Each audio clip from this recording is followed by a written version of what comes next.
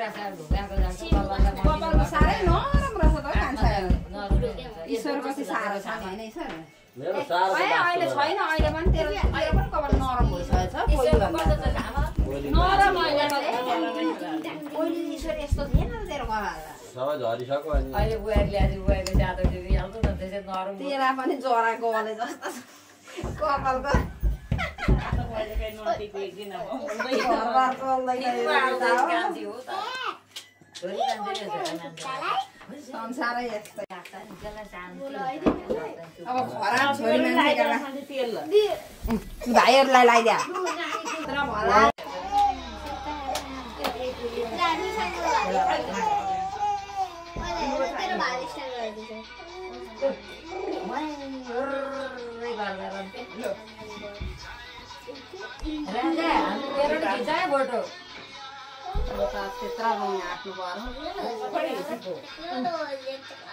राजा भनेको राजा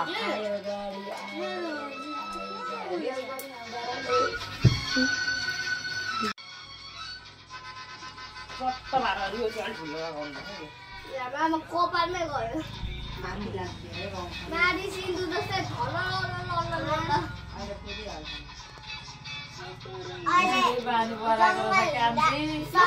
ठुलो ठुलोले सानोले गर्दा पनि गर्ने कस्ता मान्छे हेरेर हाँस्छु जमानाको गीत थाहा है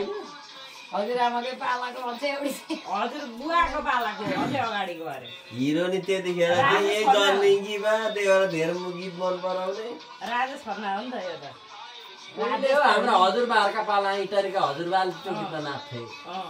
भनेपछि कहिले हो इत्यादिका चाहिँ नाच्दैथे बरु बुवा काँडेका चाहिँ नाच्न बेला तेरो टाउकोदेखि हट ओए तँलाई नै भनेको पालाको हो क्या त्यो लु है यसरी नै वर्षै पछि दाजुभाइलाई टिका लाउन पाइयो जाँदा भयो नि तिहारमा आयो ए 70 वर्षका हुन्छन् नि हाम्रो बाबालाई 99 वर्ष कि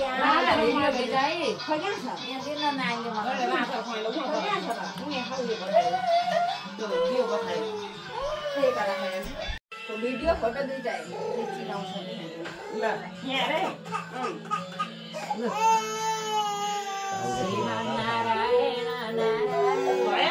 भयो भयो एउटा यतापट्टि हेरिहाल्नु ल लाएर सानीलाई पनि टुसुक यहाँ राख्न पाए हुन्थ्यो सानी खाँदैछ नि सानीलाई नि अहिले माथि दे तजा दे यता दिदीलाई पनि दे दिदीलाई माथि दे माथि यता भित्र यहाँ आऊ भेष मैले उसले लाइसक्यो त्यसले गर्दाखेरि अब टिको लाउँदा नानी पनि बस उतो कपडा ल्याउनु आऊ छोरी मकैबारी गरम गरम उतो भित्रको हो त कपडा हो ल है मैले चाहिँ फर्स्ट कला चाहिँ लगाइदिएँ